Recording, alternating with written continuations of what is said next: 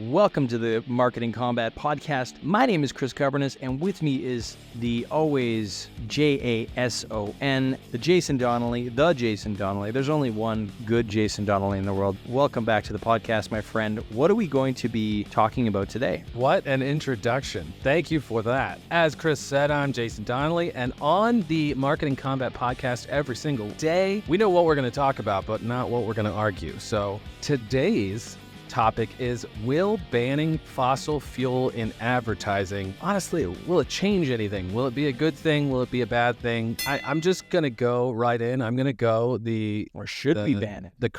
Should we ban it? I'm going to go with the correct decision on this one. And yes, we should ban it. Much like the advertising of the past when they used to advertise cigarettes. Cigarettes are bad for you. Why would you advertise it? Especially because it was always going towards kids and it just cartoons. Do you remember Joe Camel? I feel like I'm ranting. Anyway, I think that they should definitely ban fossil fuel advertising. It's not something to promote, something to be happy about, something to push out to everybody. Like, you're going to pick the better of two crappy things. So if you're going for Texaco or another, either way, I think that they should not be advertising fossil fuels because it's bad for the environment. I think they should focus on the positives, the things that are going to help us as a humanity, as a society, and things that aren't going to eventually destroy us all. It's that simple, and I can't wait to see why we should advertise the thing that's going to destroy the planet. Go ahead, Chris. Okay, so that is, wow, okay, geez. What am I going to say here? Listen, fossil fuels are a part of our society. We need them. It's in everything. I mean, it's in producing this thing. It's in fueling industry. It's in the plastics that you have. It's in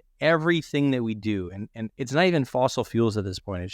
It's carbon-based fuels, right? So we need these things. And when we advertise them, it's actually not doing anything anyway. It's a commodity. It's not like you are like, oh, I better go to Shell, or I better go to Texaco, like you mentioned, or I better go to Esso, or I better... Texaco's still a thing. I don't know, and I don't care. I like Dynaco. That's where I go. This podcast sponsored by Dynaco. By Lightning McQueen. That's how immature I am, you guys. So the thing is that this is a commodity, and doesn't really matter if you advertise it anyway. I don't think people are like really concerned about where they get their gas from, other than if it's cheap, right? It's not like it's better over here or better over here. It's not like this is better gas over here. People are measuring, how many miles to the gallon do I get from Shell versus Esso? It's the same shit. So it doesn't matter anyway if you advertise them or not. But to just ignore the fact that carbon-based fuel is such a large part of our societies and how things run, industries and people, and like how the planet like operates, is a bit